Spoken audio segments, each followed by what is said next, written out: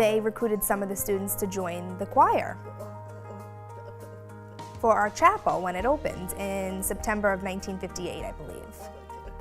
So I joined the choir. And we sang Jesus Loves Me So. And I loved that song. I will never forget it.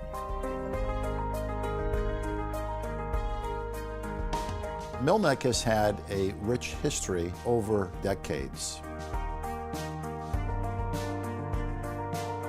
There was a group of fully committed Christians, Missouri Synod Lutherans, lay people and clergy that back in 1947 got together and said, we should do this. We should make a full commitment to helping deaf children.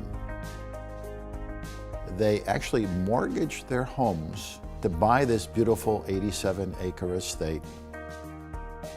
And their hope had been that they would be able to serve deaf children. So the original building was a residential school. My parents wanted me to find God, and they knew that I could do that here. Other schools were very far away.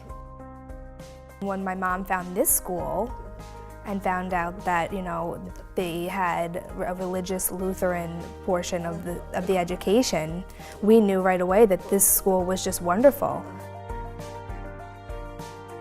People who are deaf are just like you and I are, they just can't access spoken English. That barrier is such that something like 95 to 98% of people who are deaf or hard of hearing don't attend church, don't attend any church. And that's like 3 times the amount of people who are hearing who don't go to church. And we know it's a language issue, it's not a faith issue, it's not that they don't want to go to church. The pastor, Reverend Krause, taught all of us students about Jesus and having faith and how to have a strong faith in God, and that has helped me. What began here in Long Island now has grown into programs internationally. Currently, we are in 3 countries. We have Ethiopia, Jamaica, and then the South China area, the Hong Kong, that southern South China Sea area. So we will work with, for example, publication of religious materials for the deaf, programs for training teachers and interpreters for the deaf. Bible stories that have been told throughout the ages, now we're having them translated and interpreted into American Sign Language, and this is a very special project, and it's one that's been supported by the Lutheran Women's Missionary League. We're sending these things out to these women and to these churches, and they're using them with children and with adults to teach them to sign. They're using them with hearing children so they learn how to sign, and they're using them with children who are deaf so that they can have access to these stories. I feel that Mill Neck was the best school for me, and I appreciate that my parents found this school. And I know that this school will continue to teach deaf students all over, and will teach them throughout the future. I was fortunate as a very young trustee to know some of the original trustees or founders of the organization. I can tell you that each and every one of them would be ecstatic to see that their dream has exceeded their expectation.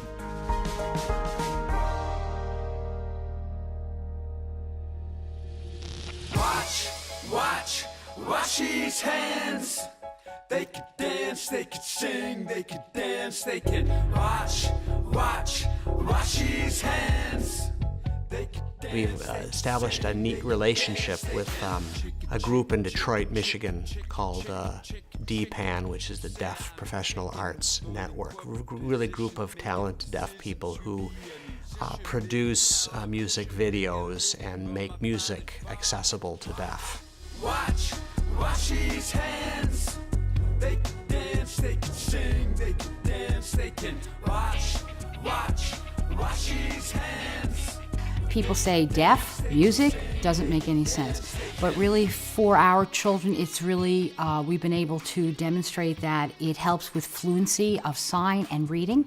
So the children are picking up what's called a cadence.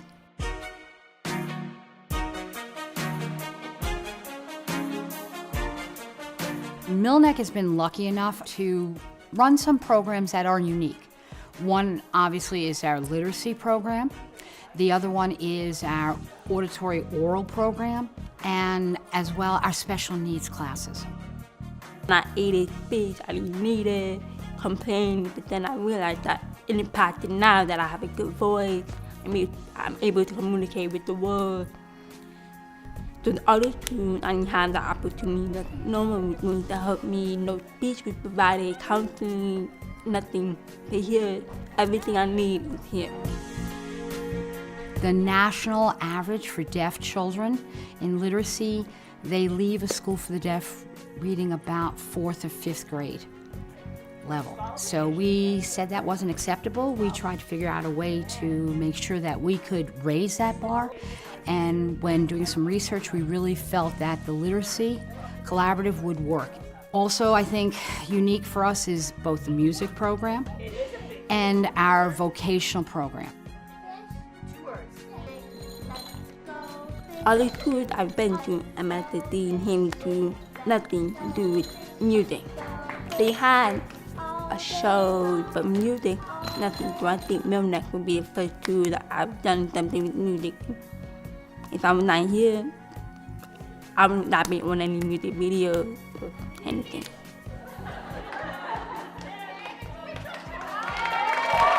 We started over 20 years ago our Milneck Services Division, and with that we actually help find jobs, and since then it's grown into audiology, day hab, community hab, early intervention, all in addition to the original dream of helping young deaf children get a start.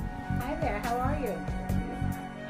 I think what we do here is we put the patient first, and that we make sure that the patient is getting the utmost care, that what's important for that patient individually. We see everyone as a unique patient, and I think that we do offer some of the best services on Long Island.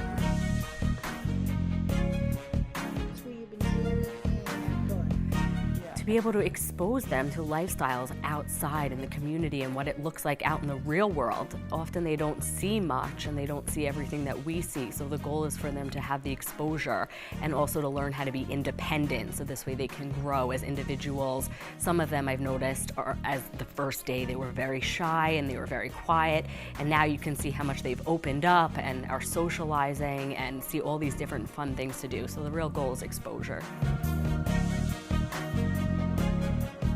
To me, honestly, these programs, they make my heart sing, because it shows that individuals, no matter how disabled they are, or maybe they all have something to contribute just like anybody else.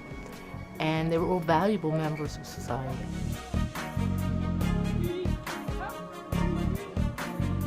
You become fully engaged and fully committed when you see the wonderful work that is done here.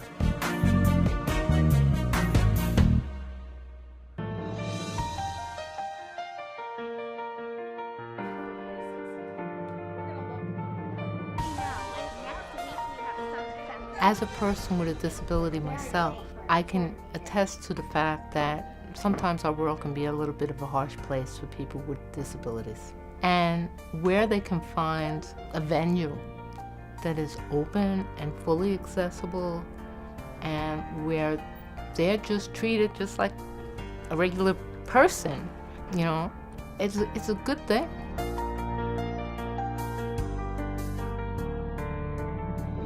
The mission will always be here forever. That will never go away. And it will definitely have a special effect on all the deaf students. It's so important.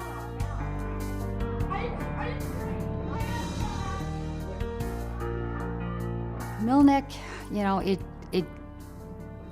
draws you because of their heart. I think people who come and visit will tell you that people really care here. It's not just the school people, but the whole organization.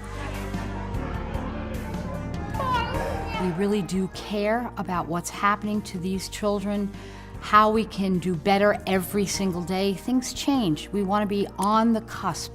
I think that you can count Milneck as one of the best schools, definitely in the Northeast, if not in the United States. We are known well enough for the education, the academic levels that we can be sure that our students are meeting now.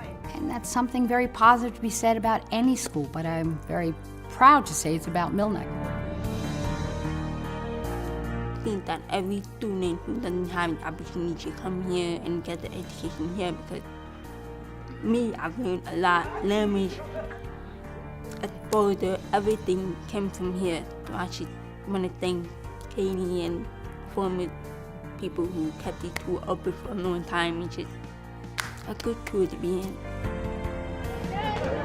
I love what Millneck and Lutheran Friends of the Deaf is doing. We are reaching out and bridging that gap, and we're encouraging churches and the faith to be taught in American Sign Language, and encouraging other people to bridge that gap, that language barrier. We've transformed people in a way that I would submit very few, if any, can compete with us. And our enrollment continues to grow. And our reputation, I think we are the gold standard of the industry.